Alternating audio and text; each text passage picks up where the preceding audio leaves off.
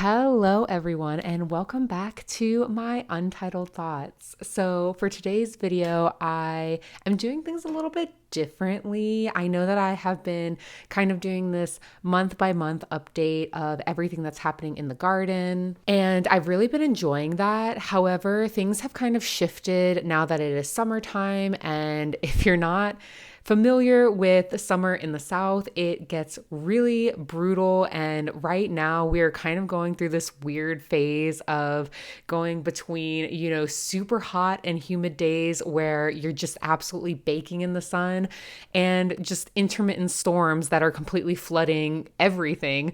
And so it's made getting out in the garden consistently very, very challenging. So for the first half of this video, which isn't going to be very long, I just wanted to talk a little bit about all the things that we did manage to get done throughout the month of July. And then for the second half of the video, I was actually going to take you all on a little journey with me through the garden, our front yard garden more specifically, and show you how it has transformed over the past 8 years. It was kind of wild putting this footage together and digging through the archives and finding all the pictures and videos that we have since purchasing our house in 2018 and just seeing how the front yard garden specifically has changed throughout the years, because I think it's one of the most dramatic changes.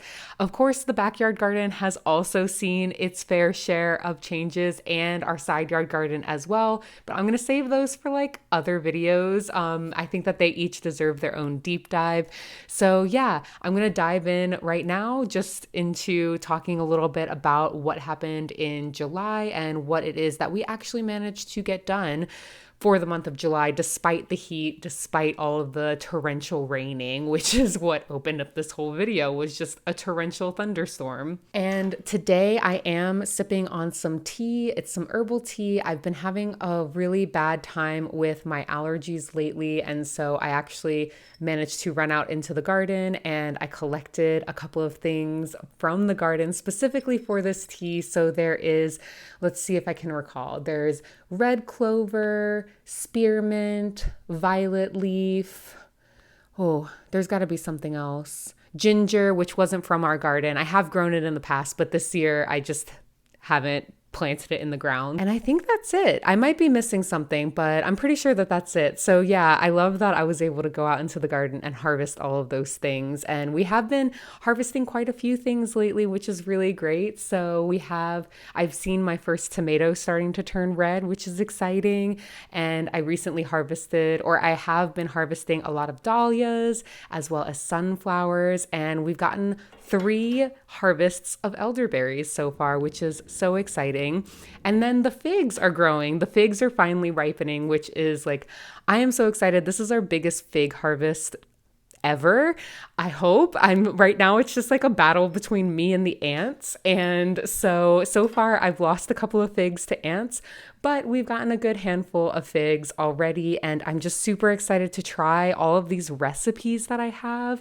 I really want to bake them in bread and put them on pizza and make yogurt popsicles out of them and all these different things. And when we were in Mexico last year, one of my all-time favorite dishes that we got was actually oatmeal. And oh my gosh, it was so good. And it was made with all purple kind of fruits. So blueberries and blackberries and figs. And this was by far the most delicious oatmeal I have ever eaten in my life. So I want to try and recreate that here with our fig harvest. What we wound up doing this month was we really wound up focusing on fixing up our mailbox area. This area has been pretty degraded for the entire time that we've kind of been in this house. It is a super hot and sunny space. It gets full afternoon southern sun exposure, and it also has super dry compacted soil. And so what we wound up doing was, with the leftover soil that we had after we finished filling in the whole backyard by that cedar pine, I still don't know what kind of tree it is. We filled that in, we sheet mulched all of that and finished that off, which looks so good. And we planted some native chokecherry and a couple of other plants that should hopefully fill in over the years so that it really continues to build that soil. Because when we first moved into this house, right underneath that tree was where all of the flooding in the backyard happened. And over the years, years, we've slowly added things to that area, such as goldenrod and lemon balm, and we have a persimmon hiding over there, and we have some butterfly bushes as well, which I actually wouldn't suggest anyone planting in the South because I recently have learned in the past couple of years that they're actually considered invasive. So just keeping that in check. Luckily, ours haven't gotten out of control or anything. They've kind of been held in place by other plants. But yeah, so once all of that was done, we had some soil left over, and we were like, you know what? We should put this soil near the mailbox. And so we wound up purchasing this plastic barrier that we put all around the area, because the problem is that there is a curb and we can only pile the soil so high before it falls onto the street and to our driveway and all of these other places. So we were like, let's put a barrier of some sort in place so that we can really build up the soil and put in a lot of deep mulch to really try and retain some of the rain water that does fall randomly, throughout the summer and all through the winter, because when that area is wet, it is like the nicest soil. The only problem is that it starts drying out and becoming like so desert, hard rock. I don't even know how to describe it when it's being baked in the sun all afternoon for days on end. And so, yes, we did have to compromise and kind of do the plastic barrier. I really wanted to do a metal barrier, but when I was looking at the prices, it was just so expensive. I actually thought I had found a really great deal on a metal barrier, and then it came in and it was like half the amount that I thought it was going to be, and it wouldn't have covered hardly any of the space that we needed. So we are compromising. We did pick plastic. Luckily, there's not much food that is actually planted in that area because cars do pass by. So I was very cognizant of not putting too many plants that I wanted to harvest for our own consumption over there. It's a decent compromise. It's not my favorite. I don't love plastic. I know that it breaks down over time and gets into the soil and all of the different areas of our lives, and that's not good. However, the pros kind of outweighed the cons here as far as like really trying to build up the soil, and hopefully in time we can remove that plastic barrier and just kind of let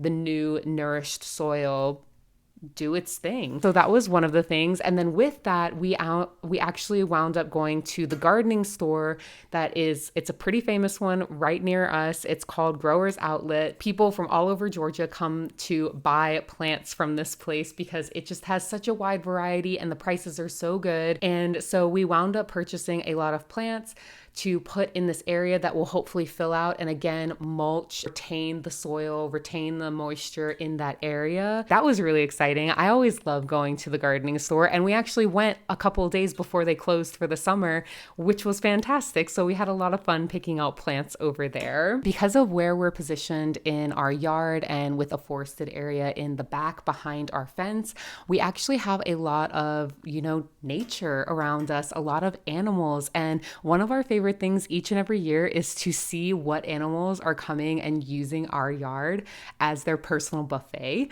And this year we have actually spotted 2 rabbits, one that I have literally seen multiple times each and every week, and it's so much fun. I can see them from my office window, and my office window is terrible, I will say. I know that this quality is so bad, but I absolutely love watching this rabbit just kind of hop around eating its food, and it goes a little bit between the front yard and the backyard because our fig tree is so massive that it's kind of hard to close our back gate. And so a lot of the times we'll keep it cracked. And this rabbit, we can see all of where it's mowing down everything. I planted a bunch of clover and it just loves munching on it. And then we love seeing it every single morning, just hopping around. We've accidentally scared it a couple of times in our front yard garden, but we love it. I love it. I love rabbits. And we joke all the time about how can we make this rabbit our pet without the cats wanting to eat it. This is the smaller rabbit that I managed to capture on camera, but there is a larger rabbit that lives on the other side of our house.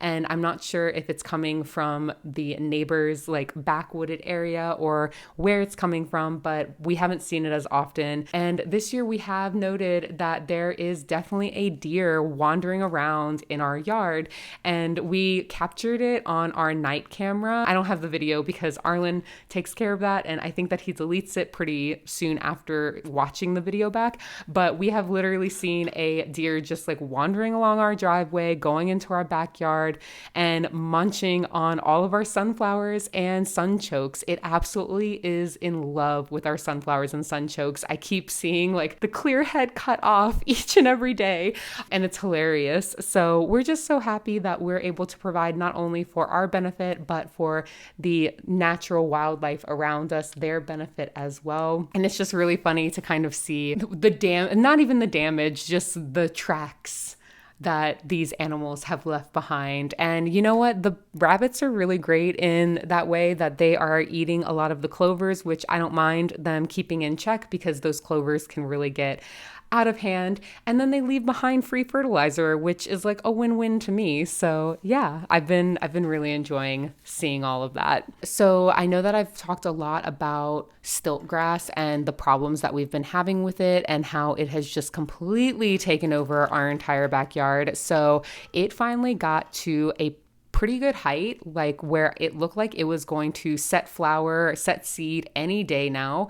And so I asked Arlen if he would go back into the backyard and trim everything, because with regards to stiltgrass specifically and its management, I have found a lot of conflicting advice online about how to properly rid yourself of it, how to eradicate it from your space, because it is so pervasive. I think I mentioned in the last video that each like seed flower, whatever stalk, will produce upwards of 1,000 seeds. And this is why it is so hard to get rid of, because it just comes in and takes over everything and completely suppresses all other growth, which I have seen here in my own yard. It has completely dominated the area. And so one of the options that was listed out online was waiting until it matures enough so that when you cut it down, it doesn't really have a chance to regrow, because it's already expended so much of its energy throughout the season growing to the height that it did. And another thing that I read online was also that strimming specifically, as opposed to mowing,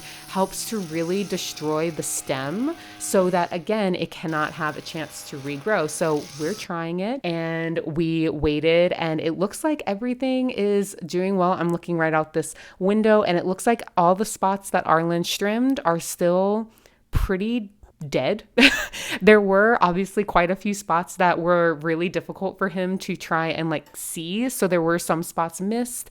And so we might have to come back with some hand pulling or even another second round of strimming. But so far, this looks like it has been the most successful method, aside from hand pulling, which if we had hand pulled every single bit of stiltgrass that we had in the backyard, we would have been hand pulling for like 100 years. It just would have taken so long. We have not even touched the back forested area. So this is just in our backyard where we actually frequent. So this was a great kind of test. And then hopefully in years to come, we can go into the back forested area and hopefully tackle that as well. And so I think that that's basically all that we have had this month. That's basically all that has been done in the backyard, in the yard in general. So as I mentioned earlier, we also have been getting elderberry harvests. And so I am currently on my third harvest of this year, and we have one solid tree. Like it's an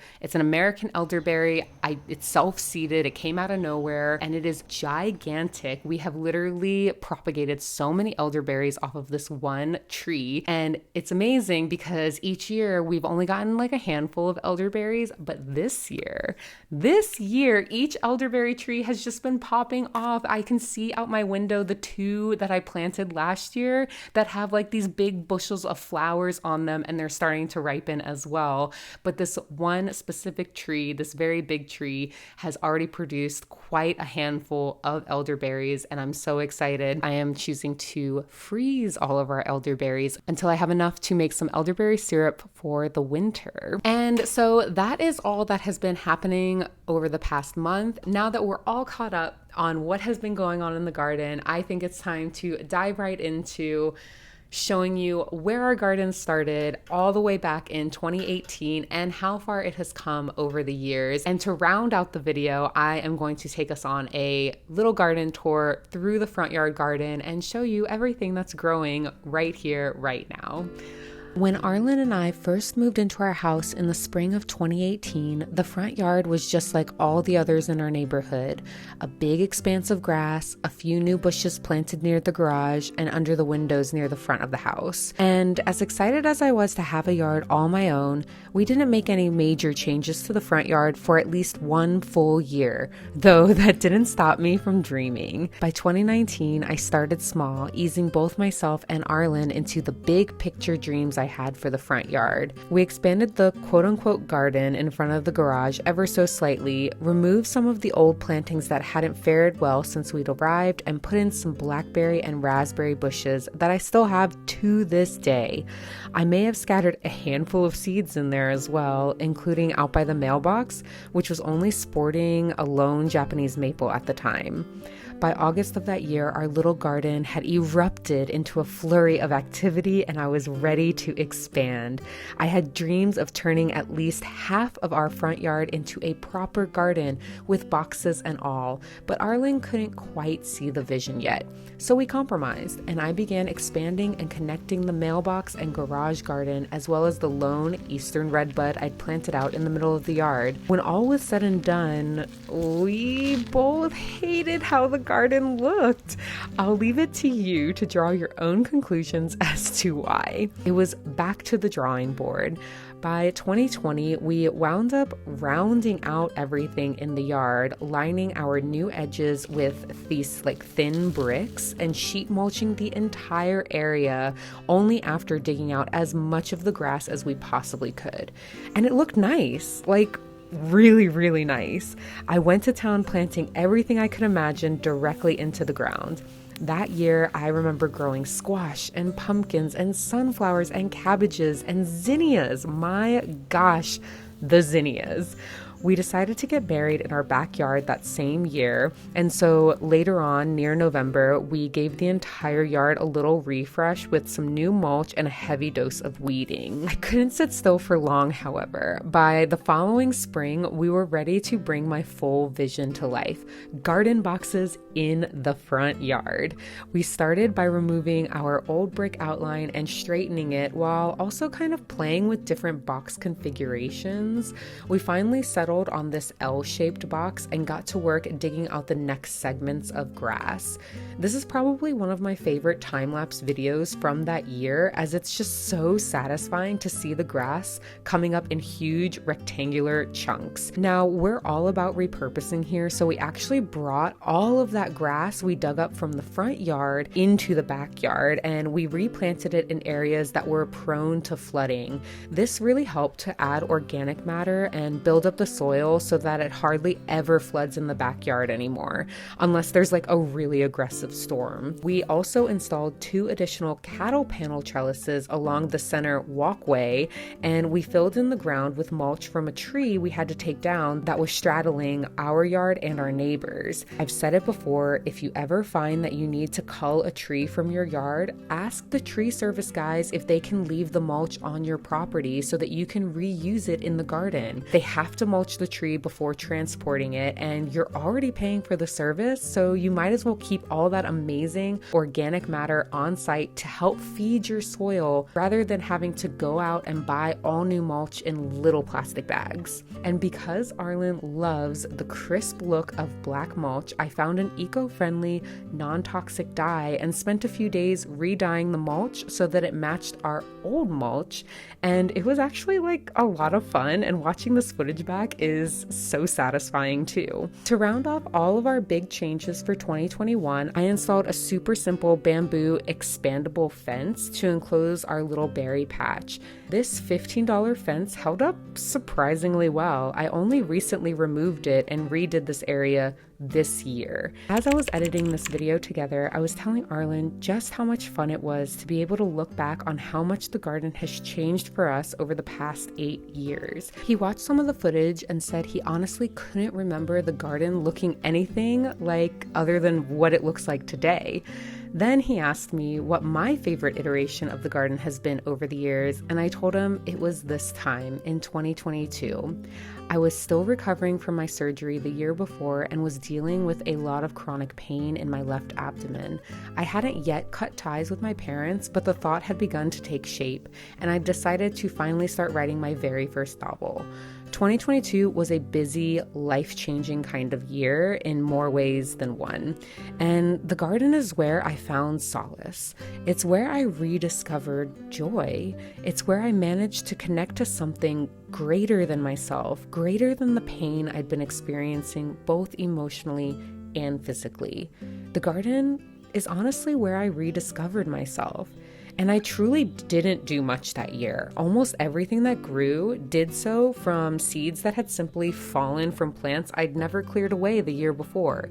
Yet there was a verifiable bounty. We picked strawberries and lettuce and chives while the butterflies feasted themselves silly on our zinnias, bursting forth in great zings of color.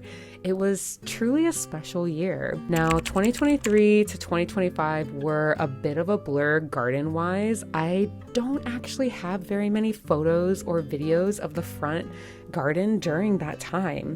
We were more focused on inside the home projects like building out the library, aka our guest room, and we'd welcomed not one but 2 new cats into our lives. I was still navigating chronic pain and no longer speaking with my parents, and then there was the publication of my first novel, and I started transitioning my business into what it is today, which honestly is still a work in progress. Needless to say, there was a lot going on in those 2 years that kept my focus split and often away from the garden. Things still happened, projects still cropped up, but it wasn't as focused or as intense as it had been prior to 2022. And yet, the garden continued to do its thing. The peach trees bloomed and gifted us our first beautiful crop of peaches. So many, we were practically begging our neighbors to please take them off our hands. We picked more strawberries than we knew what to do with, and same for snap peas. Now, we did wind up laying a brick path in the front yard somewhere during all that time, but of course, I've lost all those videos, all those photos. Perhaps one day I will find them again, but for now, the memories remain intact, sharp as ever. I can still feel the sun singeing my back as sweat drips down the sides of my face. I can still hear Arlen and I trying to giddily coax a turtle we found wandering around to peek its head outside of its shell, and I can still feel the crisp, refreshing breeze swoop through periodically, reminding me to take my time, to simply focus on the next brick, and then the next. And then suddenly looking up to find that the pathway was complete, and so was our garden.